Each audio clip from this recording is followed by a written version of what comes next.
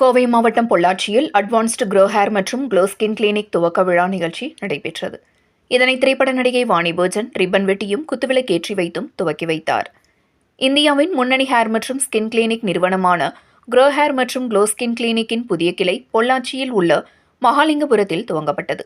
இந்நிறுவனத்தின் 77வது கிளை என்ற அடையாளத்துடன் துவங்கப்பட்ட இக்கிளையை பிரபல திரைப்பட நடிகை வாணி போஜன் சிறப்பு விருந்தினராக கலந்து கொண்டு ரிப்பன் வெட்டியும் குத்துவிளக்கேற்றி வைத்தும் துவக்கி வைத்தார்.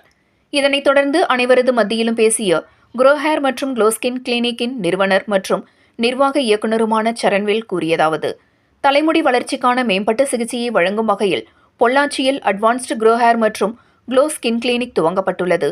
இங்கு முடிமாற்று அறுவை சிகிச்சை, ஆக்ஸிஜன் லேசர் சிகிச்சை, முடி புத்துணர்ச்சி லேசர் சிகிச்சை மற்றும் விரிவான தோல் பராமரிப்பு சிகிச்சைகளும் சிறந்த மருத்துவர்கள் அடங்கிய குழுவினரால் அளிக்கப்படும் என்றார்.